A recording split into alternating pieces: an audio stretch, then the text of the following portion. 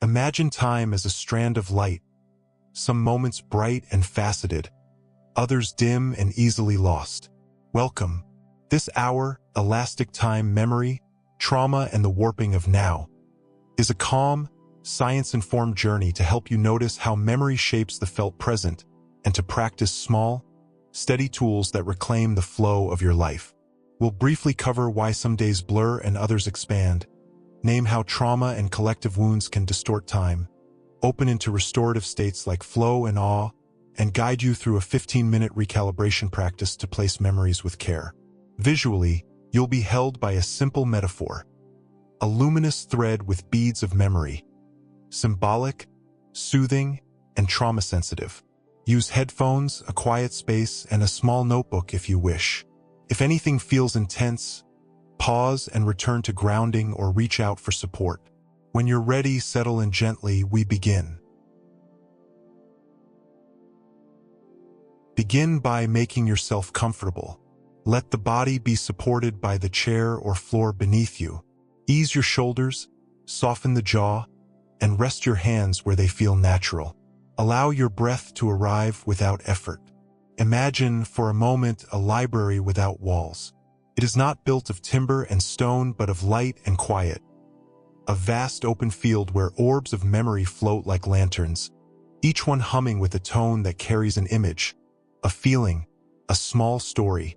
Time here does not march in a straight line. It sits, it coils, it waits. Past, present, and possibility inhale together in the same calm space. You have come tonight to notice how time lives inside you. Not the measured tick of a clock, but the texture of seconds as they are felt. Sometimes stretched into long corridors of detail, sometimes collapsing into a smooth, unmarked flow. We will be tracing those shapes, how memory thickens a moment, how emotion bends the felt present, and how certain states can make time feel elastic. There is no requirement to believe in any particular story. Treat this hour as an experiment in attention. Part gentle inquiry, part guided practice. Bring curiosity as your companion and kindness as your measure. If something feels intense, return to the breath. If you need to pause or step away, honor that need. This work is for practice, not proof. Now soften your awareness around a single breath. Notice the inhale arriving, gentle, uncomplicated, and the exhale releasing what no longer needs to be held. With each breath, allow the mind to settle a little more into this present space. Over the next hour, we will listen to experiences of time, the science that helps us name the mechanisms, the lived stories that show us how time can be wounded or opened, and simple practices you can use to recalibrate your sense of now. Keep your intention quiet and gentle, to observe, to receive, and to hold with care. When you are ready, let the scene of the library unfurl before you. A field of lanterns, a web of threads, a place to set small beads of memory and to notice how they sit on the strand of your life. We begin there. Begin by bringing your attention back to the body. Let the shoulders rest. Allow the breath to move at its own pace. If your eyes are closed, keep them soft. If they are open, let the gaze soften and lower. We begin with experience, the felt quality of time. Imagine 2 days side by side. One is a day you will later describe as a blur, where tasks flowed one into another and evening arrived before you noticed. The other is a day you recall as full and long, a day of travel, a day of novelty, a day when each small moment carried texture. Notice the difference in how your memory holds each day. There is an easy way to feel this difference inside your body. Bring to mind a recent small moment that felt long, perhaps waiting for a message, watching a child do something ordinary, or sitting on a cold bench. Let the sensations return. The faint sounds, the temperature on your skin, the rhythm of your breathing. Notice how rich or thin those details are. Hold that sense for a breath. Now recall a moment that seemed to disappear quickly. A morning where tasks stacked and you felt you'd barely be able to remember the day's texture. Notice how few sensory details rise. You might perceive a flattening, a sameness. This contrast is not moral. it is informative. It tells us something about what our attention recorded and what memory later stitches together. To name what's happening, we can use the idea of event density. When a span of time contains many distinct, differently shaded events, retrospectively it feels long. When it contains fewer differences, it feels short. The mind, in effect, counts beads. The more beads it notices, the longer the string appears. Behind these everyday shifts are processes in the brain that scientists study with increasing care. One core idea is attention. Where you place your awareness determines what is encoded. Attention is like a flashlight in a dark room. Wherever the beam rests, detail becomes visible. When your flashlight moves slowly, you see more small things. When it stays fixed on one object, the rest of the room remains dim.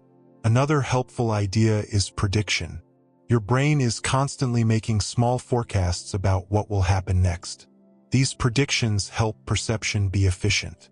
When reality matches expectation, the mind can move forward without much fuss.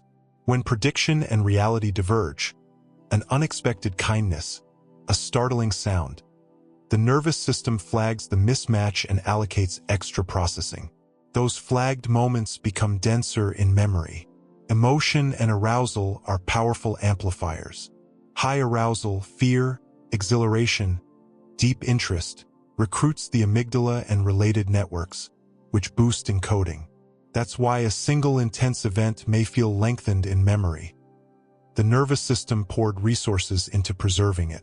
Low arousal and boredom, by contrast, often lead to shallow encoding. The moment passes without being richly annotated. Memory itself is not a passive tape. It is reconstructive. When you retrieve a past scene, you reassemble fragments. Images, sounds, body sensations, and narrative scaffolding. Retrieval is an act of imagination informed by the present. This reconstructive nature means two things. First, memory can change each time it is recalled. Second, the way we attend in the present shapes how we will remember later. Sleep and consolidation also matter for time's texture. During sleep, particularly in slow-wave and REM cycles, the brain consolidates new experiences and integrates them into older networks. A day with sharp sensory contrasts and meaningful social interactions will often consolidate into a richer memory trace. A day with repetitive patterns may consolidate into less distinct memory. That process influences retrospective duration. Let us consider a simple metaphor to hold these ideas. Imagine your life as a strand of light, and each moment you live is a bead placed along it. Some beads are small and pale. Others are large, faceted, lit from within. The beads become visible when you take the time to notice them. Practice, small acts of attention, polishes the beads and makes the strand appear longer and more ornate when you look back. Now we'll take a moment to practice one of those small acts. This is a brief attention exercise that increases event differentiation. Place your attention on your next small action, perhaps setting down a cup, standing, or turning the page of a book.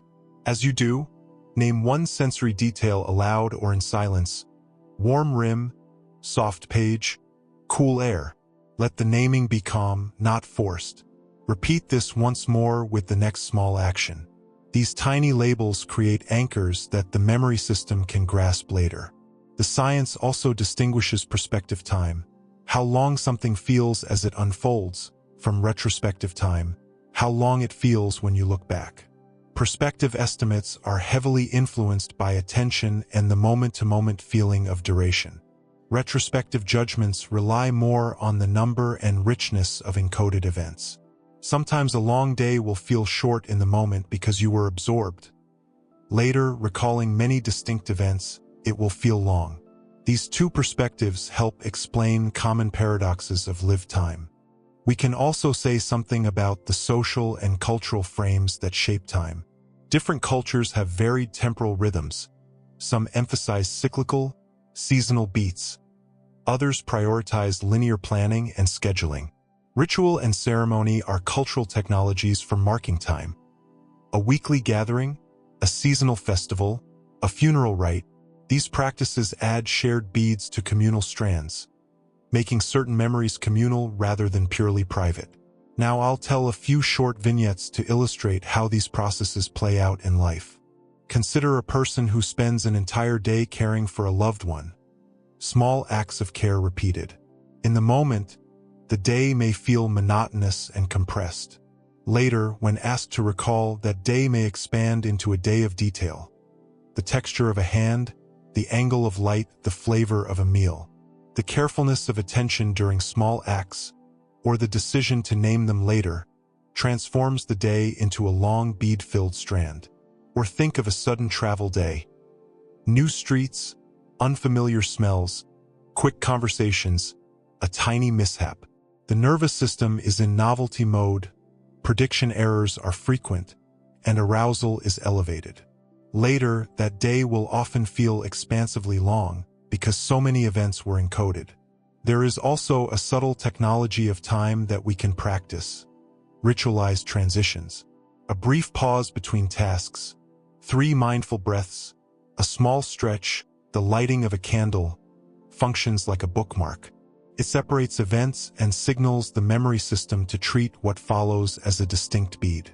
Over weeks, these bookmarks create more retrievable moments. If you are practicing with others in your life, invite them to share small nightly markers. 1 small kindness, 1 unusual sight, 1 sentence of gratitude. Social sharing multiplies encoding because it layers personal memory with communal witness. The shared retelling itself re-encodes the events more richly. It's important to say gently, noticing and increasing event density is not about forcing novelty for its own sake or trying to make every day dramatic. Rather, it's about cultivating a receptive attention that can catch small meaning. It is about refusing to let every day blur into a gray indistinctness when small sparks of significance are available. Before we close this section, practice another brief exercise. Bring to mind 1 small ordinary moment from today. Perhaps the taste of a beverage, the way light hit a leaf, or a word someone said. Spend 30 seconds with this memory. Notice sensory detail, the texture of feeling, where it sits in the body. Then, on 1 breath, imagine placing that memory bead gently on the strand of your awareness. Feel the ease of recognition, the act of giving the moment a place. These are the building blocks. Attention, prediction, arousal, consolidation, and social scaffolding. Together they explain why time sometimes stretches into detailed corridors and sometimes slips away.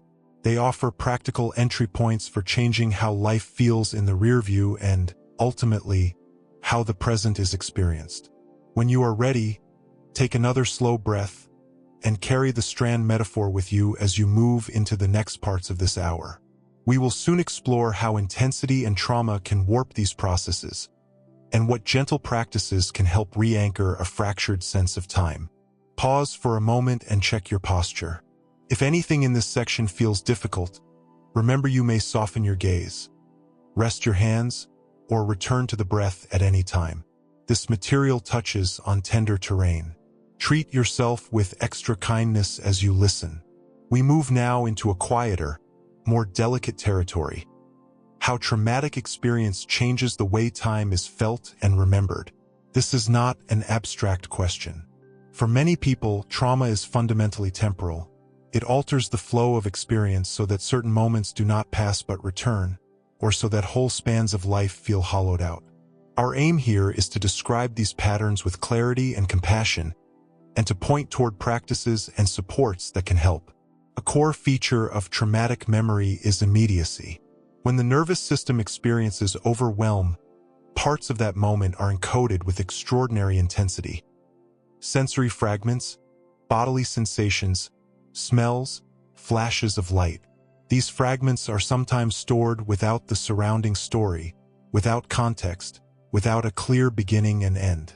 Later, a sound or a scent can trigger a fragment, and it can feel as if the past has become the present.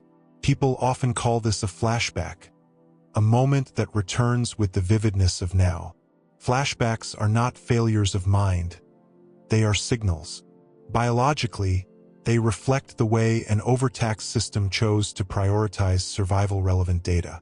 In the heat of overwhelm, the brain's normal narrative stitching, the process that weaves experience into a coherent story, can be bypassed. What remains are intense sensory traces that the body remembers before the story is available. For the person experiencing it, a flashback may collapse chronological time, and the present is flooded with past sensation. On the other end of the spectrum is dissociation, a response that can also follow trauma. Dissociation is a kind of temporal hollowing, a sense of being outside or beside one's life. People describe it as watching from a distance, as if life is a movie playing on a screen. Time can feel unreal, slow, or empty. Days may blur, and the continuity that usually holds identity together can feel frayed. Dissociation protects, but it also separates the person from the very sensations that could signal safety and repair. Both flashbacks and dissociation are adaptive responses to extreme stress. They are ways the nervous system manages threat. Understanding them as responses rather than defects helps reduce shame and opens the door to compassionate care. Traumatic encoding also tends to fragment memory itself. Rather than a narrated chapter, the past may remain as a collage of impressions. A certain tilt of light, a single smell, a physical ache. Because the narrative frame is missing, retrieval can be disorienting. When the pieces finally come together in therapy or conversation, they may rearrange the felt meaning of events, sometimes providing relief, sometimes surfacing more material to be worked with. This is why paced, supported integration is key. There are patterns in how trauma reshapes temporal experience that are worth naming. One is repetition. A traumatic moment may replay in dreams, intrusive images, or involuntary recollections. Another is timelessness. A person may feel stuck as if life is on pause. Yet another is foreshortening. A sense that the future will not arrive or cannot hold meaningful time. These patterns can overlap and shift over weeks, months, or years. The social and cultural context matters deeply. Collective traumas, wars, displacements, systemic injustice create shared temporal distortions. For communities, particular decades or events can feel perpetually present, and collective life rhythms are shaped around remembrance and vigilance. When a society does not recognize or repair harms, those temporal wounds can pass across generations. The field of cultural memory explores how societies remember, which stories are honored, and which are suppressed. Repair at this scale requires truth-telling rituals, public acknowledgement, and sustained communal practices that reweave the social strand of time. Let us speak briefly about clinical approaches that are commonly used to address traumatic time distortions. I will name a few with care and emphasize. These are not instructions for self-treatment but pointers for conversation with qualified professionals. Narrative integration work focuses on creating a coherent story around fragmented memories, helping to situate them in a life timeline. Telling a memory in a safe context and reauthoring its place in one's life can reduce its power to intrude. Somatic therapies attend to the body's held responses, tension, startle patterns, constriction, and use movement, touch, and breath to renegotiate how the nervous system stores experience. Because trauma often lives in bodily sensation, somatic repatterning can open new pathways for continuity. EMDR, eye movement desensitization and reprocessing, and related protocols offer structured ways to reprocess distressing memories with bilateral stimulation. Some people find this helpful for reducing the immediacy of intrusive images. Stabilization-focused work, commonly used before deeper processing, teaches grounding and regulation skills so that a person has tools to return to safety when intense material arises.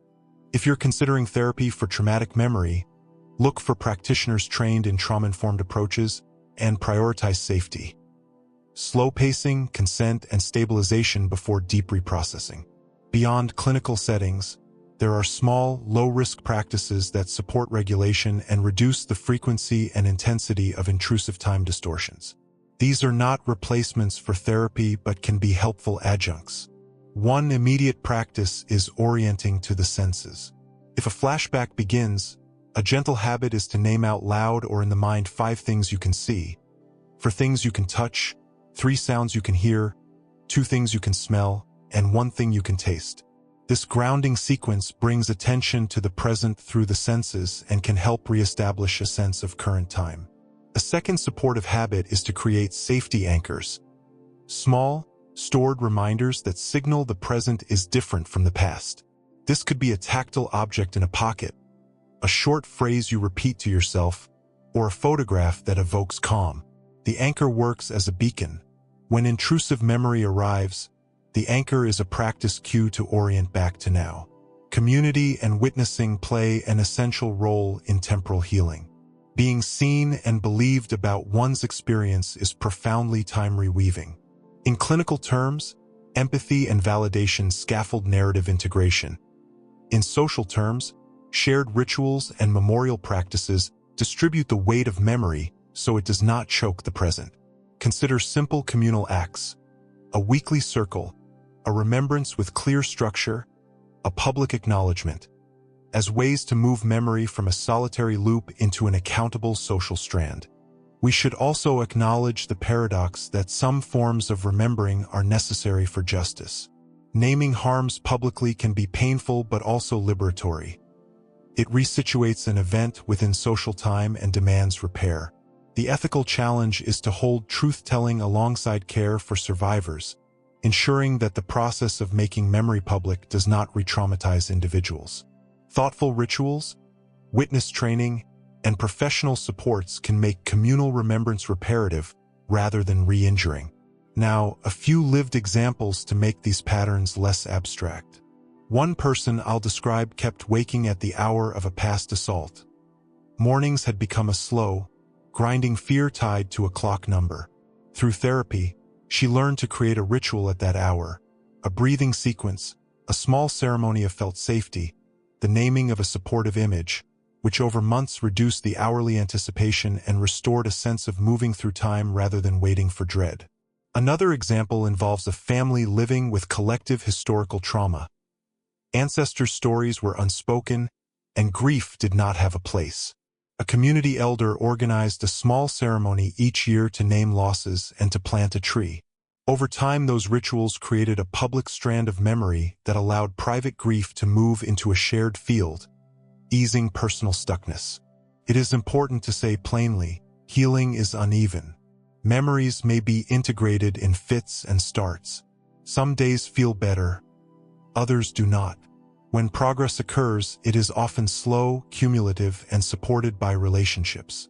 The metaphor I offered earlier, beads on a strand, applies here. Adding anchors, telling stories with care, creating rituals, and working with a trained practitioner gradually changes the texture of the strand. For those listening who may feel triggered by this material, please consider pausing the episode, returning to the breath, or contacting a supportive person. If you're in crisis, seek immediate local support or emergency services. If you want resources, the episode notes include links to trauma-informed organizations and directories for certified clinicians. Before we close this section, let us practice a brief regulation technique you can use in moments of overwhelm. It is simple and portable. Bring your feet to the floor if you are sitting, or notice the points of contact your body makes with the surface supporting it. Feel weight, not force. Take 3 slow breaths, counting silently to yourself on each inhale and exhale. On the 3rd exhale, picture or touch a small grounding object, real or imagined a smooth stone, a folded cloth, a snipped ribbon. Let this object be a signal, a reminder that the present is different from what once happened. This practice is modest, but with repetition it can help rebuild the sense that moments belong in sequence rather than being trapped in loops. As we prepare to move into the next section, which explores states where time can expand in generative ways, flow, awe, lucid dreaming, and contemplative openings, hold gentle compassion for yourself. Trauma affects time, but time can also be reshaped through careful practice and relational repair. You are not alone in this. Begin by letting your posture settle. Feel the support beneath you. Allow the breath to arrive without forcing it. If it helps, place a hand on the chest or belly to notice the rise and fall. In the previous section, we explored how trauma can fracture time's flow. Now we turn to a different edge of the same terrain. States in which time opens, stretches, or takes on a different quality that can be restorative, revealing, or generative. These states are varied flow, awe, grief's peculiar expanses, lucid dreams, contemplative depths, and in some contexts carefully guided psychedelic openings. Each one offers a different way to inhabit and reconfigure the felt present. Flow, absorption, and refined presence. Let's begin with flow, a state many people recognize. Flow happens when challenge and skill meet, when attention is fully captured by an activity that fits capacity and purpose. Painting, playing music, climbing, coding, caregiving done with deep presence. In flow, subjective time often feels altered. The moment is intensely present and simultaneously, in memory, richly detailed. The paradox is that while the clock may seem to pass quickly, the day can feel full in retrospect because so many finely textured moments were encoded. Flow is not magic. It's a pattern of attention and reward. The brain's predictive systems are neither bored nor overwhelmed. They are engaged. Dopaminergic circuits reinforce sustained engagement, and the person's sense of self recedes enough to allow seamless action. Practically, cultivate flow by matching tasks to skill level, minimizing interruptions, and creating small rituals that signal the brain to enter absorptive mode. A warm cup, soft lighting, a short breathing center before beginning. Awe, perspective, and temporal dilation. Awe is another doorway. Imagine standing before a vast canyon, a night sky dense with stars, a piece of music that makes the chest open. Awe feels like a loosening of ordinary temporal boundaries, a sense of smallness and an expanded horizon. In awe, personal time dilates, meaning shifts, priorities may realign. Experiences of awe often become anchor points in memory because they change the narrative frame. What mattered before may rearrange in light of something larger. Awe is powerful because it creates cognitive space. It punctures habitual frames and invites new perspectives. Practices to invite awe need not be grand. A walk in a place you haven't noticed before, listening to a piece of music while eyes closed, seeing a photograph of a landscape different from your own. Intentionally seeking moments that enlarge your sense of scale is a modest practice with outsized memory effects. Grief, oscillation, depth, and strange temporal textures. Grief deserves careful attention. Unlike awe or flow, grief's temporal patterns are complex and often unpredictable. In early grief, time can slow into thick, heavy days. There may be sudden spikes of memory where a detail returns with sharpness. Other times, months may collapse into a single sustained ache. Importantly, grief is not a problem to solve but a process to be lived through and around. Rituals, anniversaries, and shared remembrance create structure, allowing mourning to have shape and a place on the communal strand of time. A practical offering: mark a small ritual at a meaningful hour or day. A written note, lighting a candle, a small act of care. These repeated beats provide rhythm that holds grief as it evolves. In community, naming loss aloud with witness changes private, looping into shared belonging, altering the temporal burden. Lucid dreaming and revisiting memory with perspective. Lucid dreaming and directed dreaming are forms of time shifting that can be practiced. In a lucid dream, one recognizes dream content while within it, and sometimes can interact with remembered material in new ways. Lucidity allows for rehearsal, reframing, or encountering memories from different vantage points. Because dreams distort chronology, they also permit experimentation. Seeing an event from an older or younger self, changing a scene's ending, or meeting a symbolic representation of an emotion. Lucid practice involves sleep hygiene, reality checks in the day, setting intention before sleep, and gentle journaling upon waking. It is not a shortcut. It requires patience. When integrated with reflective work, lucid dreaming can be a safe sandbox to explore memory, but it should be paired with grounded waking practices to avoid dissociation. Contemplative immersion and long-duration attention. Deep meditation and contemplative practices also reshape time. In sustained attention practices, the felt present can expand. Ordinary preoccupations recede, and awareness opens into subtle layers of sensation and thought. Over time, practitioners often report that life's moments accumulate with greater vividness. The present becomes richer, and retrospective time densifies. Long-duration retreats intensify these effects, but even small daily habits, 10 to 20 minutes of focused attention, compound into a transformed temporal sense. Psychedelic openings, contextual, careful. There is growing interest and research into psychedelic-assisted experience as a way to change memory and temporal perspective. Under carefully controlled, ethically framed conditions, these substances can temporarily dissolve habitual patterns, allow recontextualization of traumatic memories, or provoke experiences of meaning and connectedness that reconfigure narrative arcs. However, context matters immensely. Setting, preparation, and integration are essential. Without them, psychedelic time-bending can be disorienting or destabilizing. If considering such work, seek qualified, licensed facilitators and follow legal, clinical guidance. Integration, the post-experience work of making meaning and grounding insights, is as important as the experience itself. Adaptive versus maladaptive time-bending. Across these states, a common question arises: when is altered temporal experience healing, and when is it harmful? The difference often comes down to regulation and integration. Adaptive experiences, flow, awe, grounded contemplative insight, well-supported psychedelic or dream work, tend to increase coherence, meaning, or capacity. Maladaptive experiences, prolonged dissociation, overwhelming re-traumatization, unmanaged intrusive repetitions, fragment continuity and erode agency. Practical markers of adaptive time-bending include improved capacity for daily life, increased meaning or perspective, better emotional regulation, and the ability to recall and narrate experience without being overwhelmed. Markers of maladaptive patterns include persistent avoidance, loss of continuity, increased isolation, or functional impairment.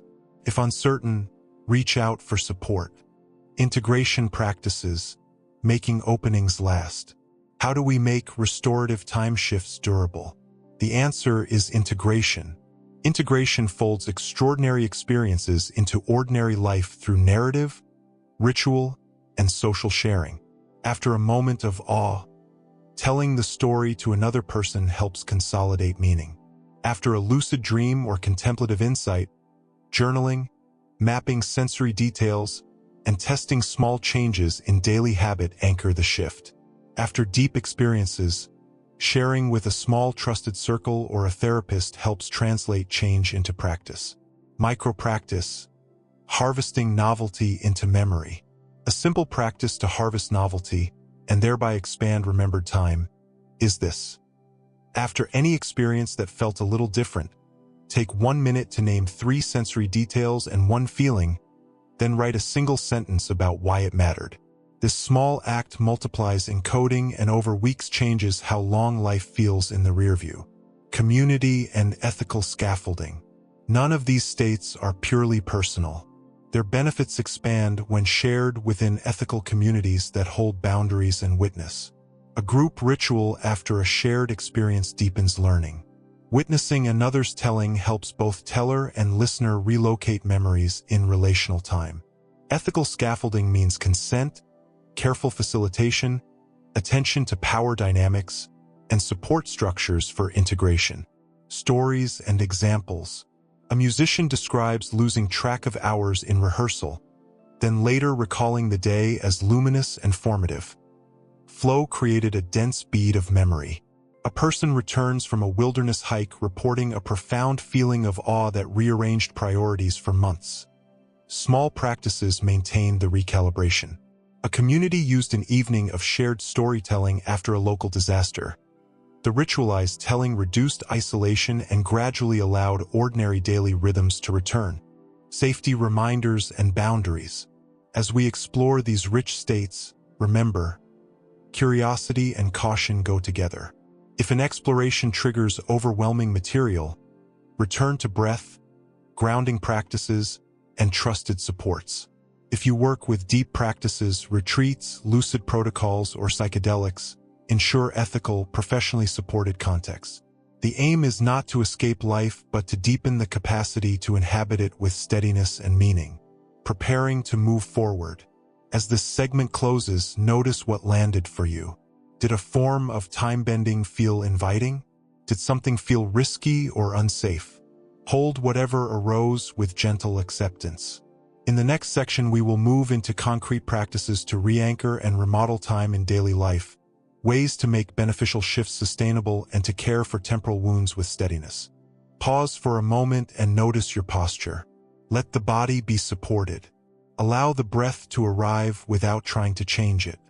If you are sitting, feel the contact of your feet with the floor. If you are lying down, feel the surface beneath you. These are simple invitations back to the present. In this section, we move from explanation to practice. We will explore concrete, accessible methods that change how time is experienced and remembered. Some are micro-practices you can use in a single moment. Others are habits and rituals to weave into days, weeks, and communities. None of these are quick fixes. They are gentle technologies of attention and repair, small scaffolds that, over time, change the texture of lived time. I will describe each practice, suggest how to try it, and offer brief guidance for integrating it into daily life. If anything feels too intense, slow down, return to the breath, or skip that practice for now. Safety and consent are always primary. Breath and micro-anchors, immediate regulators. Begin with the simplest scaffold, breath. The breath is both a temporal measure and a regulator. Use a 3-breath micro-anchor whenever you need to shift tempo, after a meeting, before a difficult call, or when you notice your attention collapsing into worry. How to practice. Pause and take 3 slow, attentive breaths. Breathe in, notice. Breathe out, notice. On the 3rd exhale, name one sensory detail aloud or in silence. Warm mug, soft light, chair support. Keep this practice portable. Store it as a habit. Connect it to natural cues, end of an email, closing a door, so it becomes a tiny bookmark between moments. Why it helps? It signals the nervous system to regulate. It increases event differentiation by adding a small label.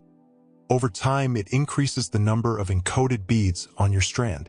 Time mapping and event journaling, increasing encoding density. A longer-form habit is time mapping, a short nightly ritual in which you name 3 small events that mattered. This practice is not about grand achievement. It is about noticing. How to practice. Each evening, write 3 brief lines. 1 sensory detail, 1 small kindness, 1 small surprise. Or record a 30-second voice note naming the same. Once a week, expand one of those lines into a short paragraph. Where were you? Who was present? What did it feel like in the body? Why it helps? Naming and writing consolidates memory, making days feel fuller in retrospect. It also trains attention during the day because you begin to look for small moments to record. Rituals and transitional beats, structuring the day. Rituals are durable temporal technologies. They create predictable anchors that signal transitions and invite memory to land. Ideas for rituals. Morning. A brief 5-breath centering, lighting a small lamp or arranging a cup, naming an intention. Work transitions. A short stretch and a whispered phrase before beginning and after finishing a task. Evening. A closing sequence. A single page of journaling, a short gratitude note, or a shared question with household members about one small thing that was meaningful that day. Designing a ritual. Keep it short, symbolic, repeatable, and sensory. Use an object, a phrase, a sound. Practice it consistently for at least 3 weeks to allow habit formation. Make it personally meaningful. The ritual's power comes from repeat performance and the emotional associations that accrue. Movement and embodied timing, reclaiming time in the body. Movement anchors time in sensorimotor patterns. Walking with attention, gentle yoga, or a short sequence of movements help the body mark time in ways the mind remembers. Try this micro-practice, a 5-minute walk with noticing. Step mindfully and count each footfall to 4. Then shift attention to one sensory detail for a few steps, then another. End with one full breath and a naming of what you noticed. Why it helps? Movement creates bodily markers that enhance encoding and regulate arousal. It is especially useful when cognitive strategies feel thin or inaccessible. Narrative integration and gentle restoring for heavier memories. For memories that linger with intensity, narrative integration offers a gentle path. The aim is to situate a fragment within a humane sequence rather than force resolution. How to practice safely. Choose a small, manageable memory. Tell it aloud to a trusted listener or record it privately. Focus on sensory detail and context. Avoid pressuring yourself to reinterpret or explain. Simply place the memory within time by telling what happened before and after it. Repeat the telling slowly across days, noticing small shifts in tone or feeling. If intense effect arises, return to grounding practices and seek professional support if necessary. Why it helps? Narrative gives context, placing memory in a longer timeline and reducing its tendency to replay as a present moment. Social witnessing multiplies the effect. Being heard changes the memory's place in the communal strand. Social rituals and communal witnessing, distributing memory. Memory is partly social. Invite small shared practices to prevent isolation and to repair collective time. Examples: weekly story circles where each person shares one small event of the week. Keep the structure brief and the witness practice simple. Listen without advice. Acknowledge the teller. Commemorative practices. A community planting, a seasonal meal, a remembrance reading, structured acts that convert private burden into shared stewardship. Why it helps? Communities provide validation, context, and ritual beats that prevent memory from calcifying into private loops. Shared practices create social beads that sustain public time. Digital curation and the archive paradox, intentional saving. We live in an age of abundance. Uncurated accumulation flattens meaning. Thoughtful curation enriches recall. Practical steps. Create a small important moments folder. One photo, one voice note, one short text per day or week. Label each with a single sentence. Periodically review and prune. Use tags or simple categories, joy, learning, care, to build retrieval cues. Why it helps? Intentional curation provides retrieval scaffolds and resists the false comfort of endless storage that yields no coherent narrative. Integration scheduling and the tempo of repair, pacing deeper work. When working with heavy material or deep practices, schedule integration time. Extraordinary states require ordinary time to be assimilated. How to practice? After a deep session, a long meditation, a lucid dream, a therapeutic encounter, allocate a gentle integration block. A 20 to 60-minute window in the following day for gentle reflection, journaling, movement, and social sharing. Create a small ritual to close the integration block. A cup of tea, a walk, a short note capturing one learning. Why it helps? Integration prevents transient insights from dissipating and reduces the risk of destabilization after powerful experiences. Symbol and object anchors, external aids for internal time. Symbols and small objects can hold temporal meaning and cue recollection. How to practice? Choose an object that represents the practice or a desired orientation. A small stone, a ribbon, a bowl. Keep it visible in a place of transition. When you touch it, name an intention or memory and place a small bead on the strand of awareness. Why it helps? External objects trigger memory retrieval and create sensory anchors that the nervous system recognizes. Over time, touch cues a practiced response. Troubleshooting and compassionate persistence. Practices can feel awkward or fail at first. Here are brief troubleshooting tips. If a practice feels like work, shorten it. Tiny repeated acts are more sustainable than long, sporadic efforts. If a practice triggers overwhelm, stop, return to grounding, and consult a professional if needed. Safety first. If motivation fades, pair the practice with an enjoyable element, tea, music, or anchor it to an existing habit. Habit stacking increases follow-through. Track gently. Keep a weekly log of small wins. More vivid memories, fewer blur days, better sleep. Celebrate incremental change. A suggested weekly template. Daily, 3 breath microanchors after morning routines and before bed. Nightly event journal with 3 items. 3 times a week, 5-minute mindful walk or movement practice. Weekly, 20 to 30-minute ritual or story sharing with a friend or small group. Monthly, review curated archive items and pick one to expand into a paragraph or voice note. Adjust to fit your life and capacities. Consistency matters more than intensity. Guided mini practice. Placing beads and designing a tiny ritual. Now we'll do a short guided exercise that combines several of these elements. Breath anchoring, bead placing, and a tiny ritual you can carry forward. If you are comfortable, close your eyes. Rest your hands lightly in your lap. Take 3 slow, attentive breaths, in and out, letting each exhale soften. Bring to mind one small moment from today that you would like to hold. Perhaps a smile, a taste, a short exchange. Let the sensory detail come. Color, sound, texture. Allow it to condense into a small bead of light in your hands. Notice its warmth and color. With a gentle exhale, place that bead on an imagined thread of light running horizontally through your awareness. See it resting there, a simple, honored part of your strand. Notice any subtle shift in tone as the memory finds its place. Now design a tiny ritual you can do tomorrow morning to mark the day's start. 1 breath plus a single phrase or touch. It can be as simple as 3 breaths and the phrase "begin with care," or lighting a small lamp and feeling the warmth of the object. Make it 1 action and 1 phrase.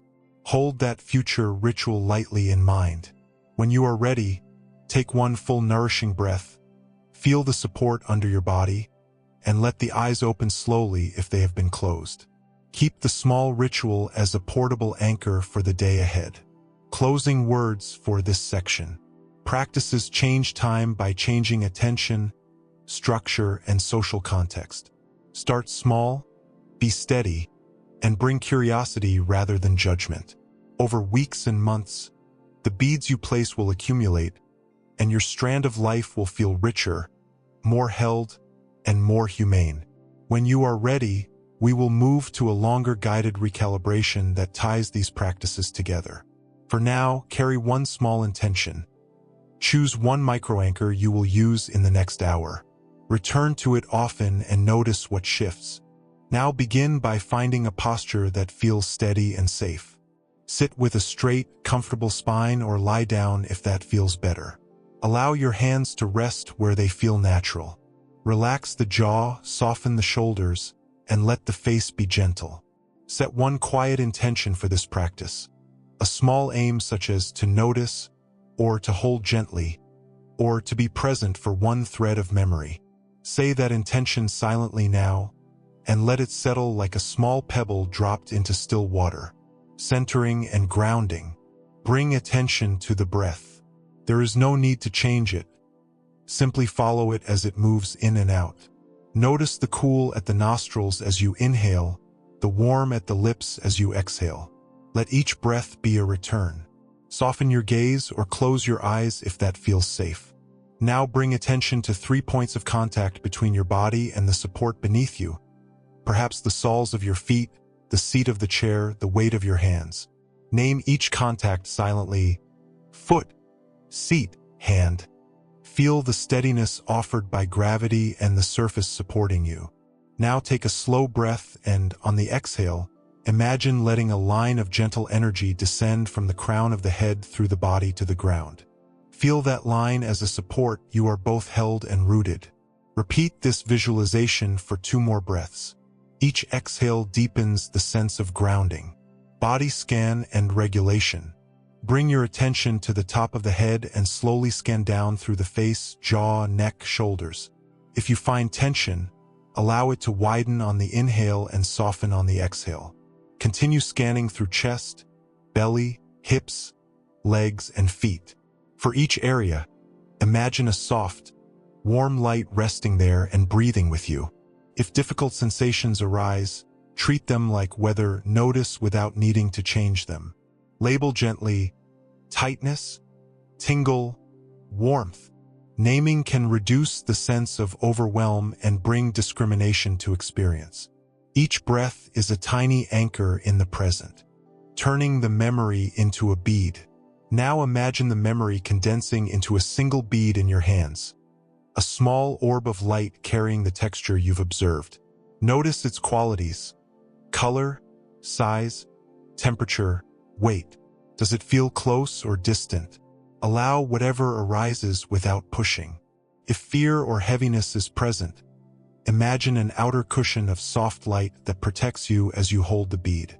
When you are ready, place this bead gently on the luminous thread at a comfortable distance from you. Neither too close nor so far that you lose its details. See how it rests among other beads. Notice how giving it space changes its intensity. Some of the weight may remain, but its urgency can lessen when it has a home. Resourcing and context. Now, with the bead on the thread, gently invite context around it. What happened before and after this moment? Can you imagine placing 2 smaller beads, one representing what immediately preceded, one representing what immediately followed? These context beads do not change the original. They situate it within a movement. If narrative gaps appear, do not force them. Allow small, truthful fragments to emerge or remain blank as they are. This relational placement helps the memory become part of a sequence rather than an isolated loop. The strand begins to look like a story with rhythm instead of a frozen replay. Compassionate witnessing and resourcing. Now imagine a supportive presence nearby. This could be an inner figure of compassion, a remembered friend, or simply a warm, steady light. Invite that presence to sit beside the thread, offering calm attention without judgment. If it helps, name a compassionate phrase silently as you breathe: "I am here," or "This is held." Bring your attention to the body and sense any changes. Less tightness, a small easing in the chest, a slowing of breath. Even small shifts are meaningful. Let the compassionate presence remain as you hold the bead on the thread. Small ritual for containment and integration. We will now create a tiny ritual to signal to the nervous system that the memory has a container and a place. On the next exhale, imagine closing a small lid over the bead, not to hide it, but to set a boundary that it will not flood the present. Picture the lid as porous. Light passes through, but the bead no longer intrudes without invitation. As you imagine closing the lid, place a gentle phrase near the bead, something stabilizing like, "I can hold this with care," or "This has a place." Repeat the phrase once or twice in rhythm with the breath. Embodiment and movement integration. Gently bring movement into the body to anchor this internal change. If seated, lift the arms slowly overhead on an inhale and lower on an exhale. If lying, bend the knees and roll gently to one side, pausing to feel contact with the ground. Let movement be small and intentional, a physical signature that the mind's reweaving has a sensoromotor counterpart. Designing a portable anchor. Now choose a small, portable anchor you can carry in daily life. A touch point, a smooth stone, a phrase, or a simple breath sequence. Practice the anchor once now. Touch the imagined object or say the phrase softly. Then take one full breath and notice steadiness. This anchor becomes your practice cue to return to the thread when needed. Journaling and reflective integration. When you feel ready, consider how you might record this practice to reinforce integration. A single sentence is enough. Today, I placed X on my thread and felt Y. You might add one small intention for tomorrow. I will practice my 3-breath anchor after lunch. Written notes are beads you intentionally set into your archive. Returning and closing. Bring attention back to the breath and to the points of contact that supported you at the start. Feel the steadiness of the ground beneath you. Take 3 full, nourishing breaths, and on the last exhale, gently open your eyes if they have been closed. Allow the room's light to enter slowly. Safety note and resources. If anything felt destabilizing during this practice, please pause this recording and return to a trusted person or contact a qualified practitioner. Practices can open material that benefits from professional support. You may also replay a short grounding track, walk outside, or use your anchor until steadiness returns. Closing reflection and invitation. As you move forward, carry the image of the thread and the beads with you, a practical metaphor for placing memory with care. Try the small ritual and the anchor once in the next 24 hours, and note any subtle shifts in the felt present. If you'd like more practices like this, or a deeper series on integration, let me know in the comments. Take one final nourishing breath. Thank yourself for the patience and care you gave in this time. When you are ready, move gently into what follows. Bring your awareness back to the body for a moment. Sense the points of contact beneath you, the grounds that hold you, and allow one easy breath to arrive and leave without effort. We have moved together through many shapes of time tonight.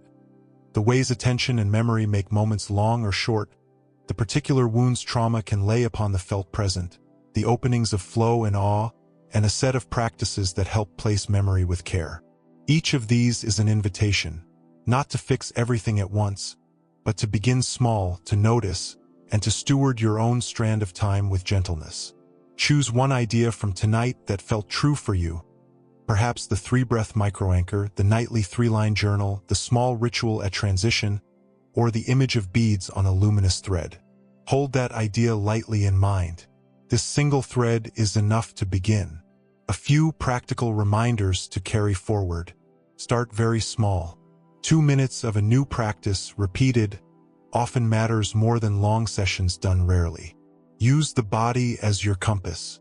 When memories feel dense, return to grounding. Contact points, breath, and movement. Share when it's safe. Telling one trusted person one small detail can multiply the effect of remembering and reduce isolation. Seek professional support for heavy material. If memories feel overwhelming, reach out to a trauma-informed clinician or local resources. You do not have to do this alone. Community practices extend individual care. If you're part of a group, consider starting a short circle, 1 minute each to name a small event and one phrase of appreciation. These simple communal beats accumulate, and they convert private fragments into shared belonging. If you found tonight helpful, there are a few ways to continue. Subscribe to the channel for more guided explorations. Leave a brief comment naming one image or small shift you noticed, or save this episode and practice the microanchor 3 times in the next day. Your small actions are the seeds of lasting change. For your safety and care, if this session surfaced difficult feelings, pause, breathe, and return to grounding practices now. Reach out to a trusted friend, clinician, or a local support line if you feel unsafe. You can also replay the grounding section of this episode or use the portable anchor you created during the practice. A short closing practice. Place one hand over your heart and one hand on your belly. Inhale slowly for a count that feels natural, feeling the warmth under your hand. Exhale and imagine the thread of light in front of you. A gentle reminder that memories have places and that you have the capacity to hold them with care. Breathe in again, and on the out-breath, offer one quiet intention for the next day. A phrase such as begin with care or one breath, one bead. When you are ready, Slowly return your attention to the room. Wiggle your fingers and toes, stretch the shoulders, and open your eyes with gentleness. Carry this presence into what follows. Thank you for sharing this time. If you'd like a printable guide, a short practice audio, or a deeper series on memory and integration, let me know in the comments or check the episode notes for links and resources. Be gentle with yourself. One small bead placed today changes the look of an entire strand tomorrow.